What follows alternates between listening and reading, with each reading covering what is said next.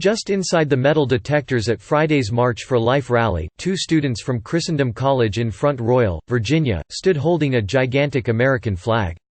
Like hundreds of other demonstrators at the annual anti-abortion gathering, one of them, Tom, 21, was wearing a Donald Trump hat. The president was scheduled to come to the National Mall to speak at the event in about an hour, and Tom was stoked. "It's a really important statement for him to make, to be here, especially with all the impeachment stuff going on with the Democrats," Tom said. "It's showing his strength. He's the most pro-life president in history." That message, that no other president has opposed abortion more than Trump, was the driving narrative of Friday's event. Indeed, no other sitting president has ever attended a March for Life. The Susan B. Anthony List, an anti-abortion nonprofit whose affiliated PAC recently committed $52 million to re-electing Trump and Senate Republicans this year, filled the crowd with signs featuring an image of Trump's face and the words "Most pro-life president ever." Of the dozen or so attendees I talked to, almost everyone agreed that Trump was the best president their movement had ever seen. "I don't think it's about an election. He believes it. And I think that bleeds through in everything that he does," one man, who'd driven down from New Jersey, told me. "It's not, hey, I'm gonna stick my finger up in the air and figure out what the majority people are thinking." His friend told me that Trump, who has joked about wanting to abort his child and called himself pro-choice up until he planned his presidential run, was even more pro-life than Ronald Reagan. When Reagan was governor of California, he let some abortion legislation get through that he later regretted, the man said. But Trump never had that. He's been pro-life since the beginning, and just been very consistent. After the president took the stage during a rapturous sing-along to "God Bless the USA," he told the audience as much. "Unborn children have never had a stronger defender in the White House," he said, touting his expansion of the Mexico City policy. He also shouted out the 187 judges he's gotten onto federal courts. It was hard to tell whether Trump or his fans got more out of his appearance on Friday. For many attendees, the president's unprecedented speech was a much appreciated gesture of respect for anti-abortion activists. "It's a historical moment," said Josh, an 18-year-old student at Ohio's Franciscan University of Steubenville, which bused every single student to D.C. for the march.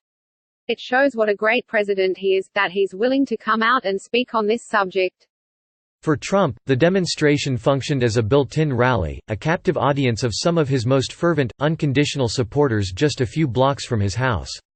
It's not hard to imagine why, in the middle of his impeachment trial, he'd want to spend a morning looking out on a beaming crowd of people in MAGA hats clutching posters with his face on them. "I want to welcome tens of thousands, this is a tremendous turnout," Trump said, a minute into his speech. "Tens of thousands of high school and college students who took long bus rides to be here in our nation's capital. And to make you feel even better, there are tens of thousands of people outside that we passed on the way in. If anybody would like to give up their spot, we can work that out. We have a tremendous group of people outside. Thousands and thousands wanting to get in. This is some great success." At the time of publication, there were no specific estimates on attendance available. We'll update if those come in. On stage, the president waxed poetic in an uncharacteristically florid appreciation of babies. "When we see the image of a baby in the womb, we glimpse the majesty of God's creation," he said. "When we watch a child grow, we see the splendor that radiates from each human soul." He also accused Democrats of supporting non-existent abortion procedures, including executing a baby after birth, to boos from the crowd. As usual, the rally was heavily populated by groups from religious schools, a tradition that became national news last year when a viral video showed a MAGA hat-wearing Covington Catholic student Nicholas Sandmann smirking in the face of a Native American man after the 2019 march. This year, an online pamphlet advised marchers and especially young people that you should be aware that because of your courageous stance for life, you are held to higher standards. Your behavior is scrutinized, and you are targeted. This spirit of persecution extended throughout the rally. Darren Mulligan, the lead singer of Christian rock band We Are Messengers, predicted during the band's set that he'd get thousands of emails tonight from people angry that he'd expressed anti-abortion views. The band has 9,760 Twitter followers. In his speech, Trump warned demonstrators that their religious liberty is being very strongly attacked by Democrats. Sadly, the far left is actively working to erase our God-given rights, shut down faith-based charities, ban religious believers from the public square, and silence Americans who believe in the sanctity of life, the president said. They are coming after me because I am fighting for you, and we are fighting for those who have no voice. All the basic elements of a Trump rally were plainly visible. Just inside the security barricades, several groups of clipboard-toting campaign workers beseeched attendees to sign up for Trump's mailing list. The Trump campaign also distributed signs to marchers that read "Text Life" to 88,022. When I texted the number, the automated reply made no mention of abortion or life, but asked me to stand with President Trump against the fake news. Before Trump's arrival, an MC assured the cameras and the audience that the crowd goes all the way back, while more than two-thirds of the gated rally area was still empty. During his band's set, Mulligan chastised those Americans who are obsessed with plastic straws and what bathroom people can use. Also, there were Pepe the Frog signs and at least one group of senior citizens in QAnon buttons. There were a couple of counter-protesters, and those counter-protesters were drowned out by Catholic school students chanting 4 more years. On buttons, posters, and T-shirts, there were multiple tongue-in-cheek riffs on Black Lives Matter.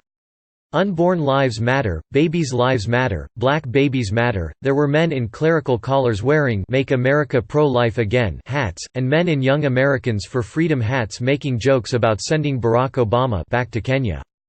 In other words, it would be hard to imagine a friendlier venue for the president's address, or a place that the president, currently feeling victimized by House Democrats as his impeachment trial wears on in the Senate, would rather be. After his speech was over, March for Life President Jean Mancini made much of her admiration. "Wow, that just happened," she said.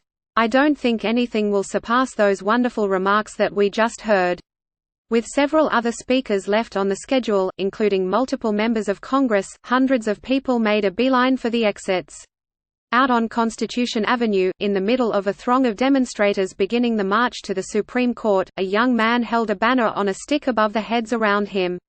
On the front was a woven tapestry of the Virgin Mary. On the back, a Trump 2020 flag.